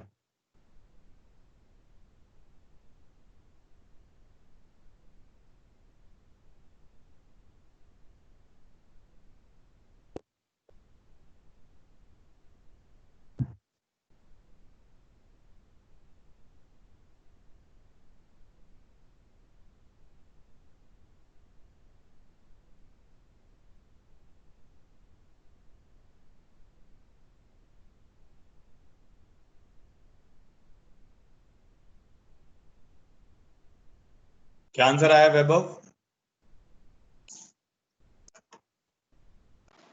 Sir अभी फॉर्म निकालिए, क्या फॉर्म फॉर्म बन गई बनी? वो एक। फॉर्म बन सर गई? अगर हम x की जगह 2 - x रखेंगे तो क्वाड्रेटिक वाली टर्म तो एज इट इज आ रही है, ठीक है। और वो वाली उसमें e की पावर -6 × 1 - x बन जाएगा। तो हाँ उससे ठीक है। उसे हम 1/e की पावर 6 × 1 - x, फिर एलसीएम लेके ऊपर बन जाएगा वो e की पावर 6 कैंसिल × आउट हो 1 जाएगा - ना, 6, फिर ये कैंसल टर्म आउट। कैंसिल। हाँ ठीक है, बहुत बढ़िया। चलो देखो इसमें क्या है, अगर आप ध्यान से देखोगे ना, ये वाला जो टर्म है, इसका वर्टेक्स कैसे निकालते थे? -b/2a से निकालते थे, और कॉमा -d/4a। तो -b/2a करोगे तो वो 2 आ जाएगा, मतलब इसका वर्टेक्स 2 पर है। तो अगर आप इसको x को 2 - x, ये 2 पे वर्टेक्स आने का मतलब क्या होगा? पैराबोला सिमेट्रिक होता है ना उस लाइन के अबाउट। तो x की जगह 2 - x डालोगे तो ये टर्म सेम ही रहेगी आपकी, तो आप चेक कर सकते हो। तो अब इसमें पहले सबसे पहले किंग रूल लगा रहे हैं, इसीलिए 0 to 2 dx यहाँ पे लिख दिया 17 + 8 times of 2 - x -4 times of 2 - x का होल स्क्वायर। ये टर्म सेम रहेगी क्योंकि ये symmetric about the line x = 2। और यहाँ पर क्या आ जाएगा? e की पावर 6 1 - x की जगह क्या लिखना है? 2 - x + 1। ठीक है, तो अब हमारा इंटीग्रेशन जो बन जाएगा वो बन जाएगा 0 to 2 dx अपॉन, इसको पहले सिंप्लीफाई कर लेते हैं ना, इसको यहाँ पे साइड में सिंप्लीफाई कर लेता हूँ। 7 प्लस ये क्या बन जाएगा? 16 - 8x, यहाँ बन जाएगा 4 टाइम्स ऑफ, ये वाली टर्म बन जाएगी 4 + x² - 4x। ठीक है, अब ये क्या बन रही है देखो, 17 + 16 - 8x -16 - 4x² + 16x। तो ये बन जाएगा 16 से 16 कट जाएगा, -4x² + 8x + 17। देखो वही टर्म बन रही है 17 + 8x - 4x², वही टर्म आ गई। ये तो 17 + 8x - 4x², ये वही टर्म आ गई। ये टर्म को देख लेते हैं, ये टर्म क्या बन रही है? ये बन जाएगा e की पावर 6 टाइम्स ऑफ 1 - 2 + x, ऐसा बन जाएगा ना। तो ये बन जा रहा है e की पावर 6 टाइम्स ऑफ 1 x - 1 बन जा रहा है, +1। ठीक है, नेगेटिव कॉमन निकाल लोगे तो ये आ जाएगा e की पावर -6 ऑफ 1 - x + 1। ठीक है, अच्छा अगर आप इसको, अब ये वाला जो आई है, जो आपका लास्ट टर्म था, इसको हटा देते हैं यहाँ से। ये समझ आ गया होगा आपको, किंग लगाया मैंने यहाँ पे। ठीक है, तो यहाँ पे जो ये वाली टर्म है आई = ये वाली टर्म को अब हम ऐसे लिख सकते हैं 0 to 2, इसको अगर e की पावर -t मान लो तो एलसीएम लोगे तो ये आ जाएगा e की power 6 times of 1 - x dx upon 17 + 8x - 4x² into 1 + e की पावर 6 टाइम्स ऑफ 1 - x। ठीक है, अब इन दोनों आय को ऐड कर दो आप, एक ये वाला है आपका जो गिवन था और एक ये वाला है। ठीक है, तो उससे क्या होगा, जब आप ऐड करेंगे एलसीएम दोनों का सेम हो गया, 0 to 2, डिनोमिनेटर आप क्या आ जाएगा 17 + 8x - 4x², 1 + e की पावर 6 टाइम्स ऑफ 1 - x, और न्यूमरेटर में भी आपका यही टर्म बन जाएगी e की power 6 times of 1 - x dx, और ये दोनों कैंसिल आउट हो जाएंगे। आपका इंटीग्रल आई जो हो जाएगा वो आ जाएगा half times of 0 to 2 dx upon 17 + 8x - 4x²। अभी आपका क्वाड्रेटिक वाला फॉर्म बन गया। अब इसको आपको सॉल्व करना आता है, क्या करोगे? कोफिशिएंट ऑफ x² को क्या बनाओगे? एक स्टेप और लिख देता हूं मैं इसके बाद, तो -4 कॉमन निकाल लो, तो -1/4 कॉमन निकाल लिया, ये बन जाएगा 0 to 2 dx upon x² - 2x - 17/4। ठीक है, अब कंप्लीटिंग स्क्वायर बना के आपका वो फॉर्मूला बन जाएगा x² - a² वाला, तो वो आपको सॉल्व करना आता है, ln में इसका आंसर आ जाएगा। ठीक है, क्लियर हो गया होगा यहाँ तक? देखो भाई, किसी को डाउट है तो बताओ मुझे, नहीं तो ऑल क्लियर कर दो जल्दी से जल्दी।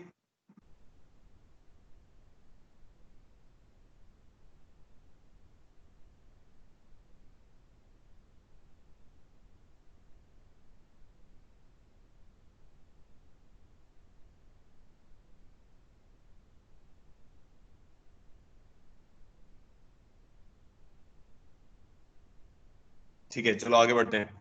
23rd प्रॉब्लम, ये प्रॉब्लम मैं सॉल्व करता हूँ। देखो अच्छा प्रॉब्लम है काफी। इंटीग्रल ऑफ i = 0 से π/2 ln of sin x dx, ln of sin x dx। ठीक है, ये सॉल्व करना है हमें। इसका रिजल्ट याद रखना होता है, बहुत इंपॉर्टेंट प्रॉब्लम है। -π/2 ln2 आता है इसका result. This integral is equal to -π/2 ln2। ठीक है, याद रखना है, बहुत ही इंपॉर्टेंट रिजल्ट है, बहुत ज्यादा बार एग्जाम्स वगैरह में पूछा जाता है। तो इसको सॉल्व करते हैं। I is equal to 0 to pi by 2 ln of sin x dx is equal to minus pi by 2 ln 2। इसका डेरिवेशन भी आना चाहिए, आपको हेल्प मिलेगी। ठीक है, चलो देखते हैं। तो इसको मैं ऐसे लिख सकता हूँ, I इज इक्वल टू, ये तो रिजल्ट है, ये याद रखना है। अभी इसको डिराइव कर रहे हैं। I is equal to 0 to pi by 2 ln of cos x dx। ये कैसे लगा दिया, यहाँ पे क्या कर दिया, किंग लगा दिया। अब मैं बार बार प्रॉपर्टी नहीं लिखूंगा, प्रॉपर्टी पढ़नी है तो याद हो जाएंगी, स्लोली स्लोली क्वेश्चंस में अप्लाई करोगे ना, याद होने लग जाएंगे। तो मैंने क्या किया, 0 to pi by 2 ln of sin x की जगह पे क्या कर दिया, पाई बाई 2 माइनस x रखा, तो ln ऑफ cos x आ गया। फिर मैंने इन दोनों को ऐड कर दिया, तो ये आ जाएगा 0 से पाई by 2 ln sin x plus ln cos x आ जाएगा। तो वो प्रॉपर्टी से sin x cos x dx बन जाएगा, क्योंकि log m plus log n जो होता है वो log ऑफ mn होता है। ठीक है, समझ आ गया होगा आप सबको इतना। फिर मैंने क्या किया, इसको लिख दिया 2i इज इक्वल टू 0 से पाई by 2 ln of sin 2x by 2 dx। ये भी समझ आ गया होगा आपको, 2 से मल्टीप्लाई डिवाइड कर दिया। फिर इसको लिख दिया 2i इज इक्वल टू 0 से पाई by 2 ln of sin 2x sin 2x dx minus 0 से पाई बाई 2 ln 2 dx। ये समझ आ गया, because log of a by b कितना होता है, ln a minus ln b। तो इस प्रॉपर्टी को यूज किया यहाँ पे, तो ln of sin 2x dx आ जाएगा माइनस ln 2 dx आ जाएगा। ठीक है जी। इस इंटीग्रल को p मान लेते हैं, 0 से पाई by 2 ln of sin 2x dx को, और ये तो हमारा सॉल्व हो ही गया। तो आपका जो 2i आएगा वो किसके बराबर आ गया, p minus ln 2 is a constant value, dx का इंटीग्रल x, तो यहाँ पे पाई बाई 2 माइनस 0 आ जाएगा। ठीक है, तो अब p की वैल्यू हमें निकालनी है, तो p को देख लेते हैं। p हमारे पास क्या है, 0 से पाई by 2 ln of sin 2x dx के बराबर है ये। ठीक है, अब मेरे पास जो i था वो था 0 to pi by 2 ln of sin x dx, है ना। i जो था 0 से पाई by 2 ln sin x dx था, वो मेरे को सॉल्व करना आता नहीं था, ये sin 2x और आ गई, एक और प्रॉब्लम हो गई। तो इसीलिए हम अब क्या करते हैं, एक काम करते हैं, 2x को t मान लेते हैं। तो 2 dx आपका किसके बराबर हो जाएगा, dt के बराबर हो जाएगा, ताकि मैं इसको i के साथ कंपेयर कर पाऊं। तो p मेरा हो जाएगा ln of sin 2x is a constant value, x जब 0 से पाई बाई 2 होगा, 2x 0 से पाई जाएगा, sin 0 से 1 होगा, उस पे log डिफाइंड है, तो कंटिन्यूअस फंक्शन है ओवरऑल। ठीक है, तो ये बन जाएगा sin t, dx की जगह पे आ जाएगा dt बाई 2, वो हाफ को मैं बाहर ले गया।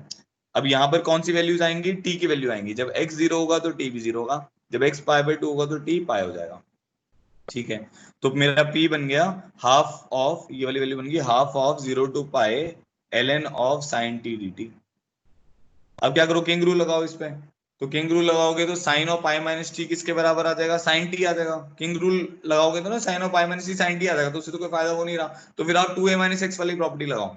अब इसको अगर आप 2a मानते हो तो f of 2a minus x जो है, 2a माइनस टी जो आएगा इसमें, वो sine of pi minus t आएगा, तो वो तो साइन टी हो जाएगा, वो तो सेम हो जाएगा। इसलिए हम इसको क्या लिख सकते हैं, 2 टाइम्स ऑफ 0 से पाई by 2 ln of sine t D T लिख सकते हैं। यहाँ पे मैंने प्रॉपर्टी लगाई है f of 2a minus x अगर f ऑफ x के बराबर होता है, तो 0 से 2a f of x dx जो होता है वो twice of 0 to a f of x dx होता है। ठीक है, तो उससे क्या हो गया, 2 2 कैंसिल हो गया, p आपका i के बराबर आ गया, क्योंकि वेरिएबल चेंज कर सकते हैं। तो अब जो आपका फाइनल रिजल्ट आने वाला है यहाँ से, वो क्या आ जाएगा, 2i is equal to i minus pi by 2 ln 2। तो हमारा i जो आएगा वो कितना आ जाएगा, माइनस पाई बाई 2 ln 2 आ जाएगा। जब आप 2i माइनस i कर दोगे तो y बन जाएगा ना, तो ये हमारा आंसर हो गया। देखो भाई, समझ आया कि नहीं समझ आया,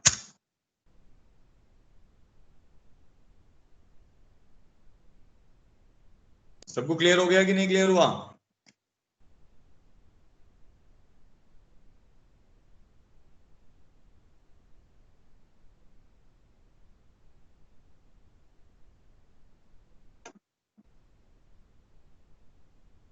ठीक है, इस रिजल्ट को आपको याद रखना है।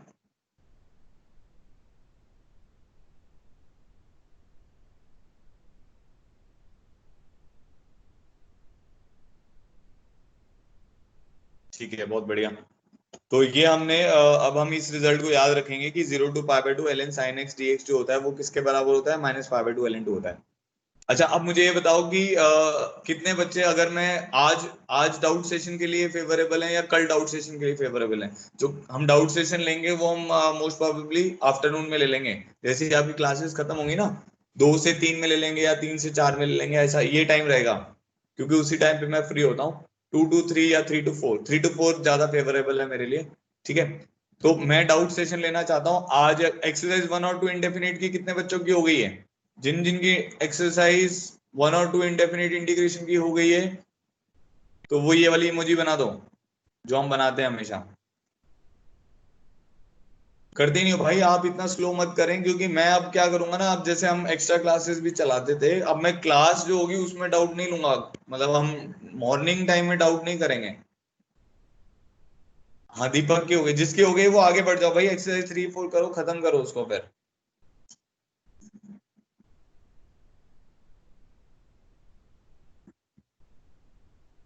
राहुल की हो गई है। कुछ बच्चे कल चाह रहे हैं वही जो स्लो स्लो काम करते हैं। लक्ष्य कुमार 3 to 4, हाँ 3 to 4 ही लेंगे बेटा। दीपांशु, दीपांशु कर लिए तुमने? तो भाई जिसने भी कर ली है वो मुझे माइक्रोसॉफ्ट टीम के ऊपर, व्हाट्सएप के ऊपर जो भी करेगा मैं उसको इग्नोर कर दूंगा आपसे। माइक्रोसॉफ्ट टीम में एक चैट का ऑप्शन आता है, वहां पे अपने डाउट्स लिख के भेज दें। ठीक है, अगर डाउट्स कम होंगे फिर तो वो कुछ भी, मतलब वो जल्दी खत्म हो जाएगी हमारी क्लास, और कोई मतलब कोई प्रॉब्लम नहीं है उसमें। ठीक है, तो हम ऐसा करते हैं, tomorrow 3 to 4 PM doubt session indefinite integration का है। ठीक है,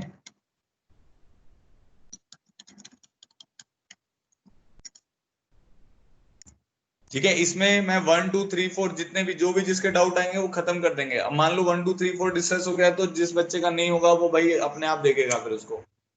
ठीक है, तो कल का हम रखते हैं 1 और 2 और 3, 1 2 3 का रखते हैं, मतलब 3 एक्सरसाइज हम डिस्कस करेंगे। जिसका भी नहीं हुआ है वो प्लीज अटेंड करे। और आज शाम को जैसे मैंने आपको प्रॉमिस किया है, कुछ बच्चों की आईडी बंद हो जाएगी तो वो तो अटेंड कर ही नहीं पाएंगे, वो तो उनका तो मंडे तक ऐसे ही चलेगा जब तक वो उनके पेरेंट्स मुझसे बात नहीं करते हैं। ठीक है, चलो thank you so much for joining in. कल मिलते हैं। कल 2 लेक्चर है हमारे, एक सुबह वाला भी लेक्चर है और कल 3 to 4 भी एक डाउट सेशन है। ठीक है, चलो जय हनुमान जी करके एग्जिट करो सब लोग।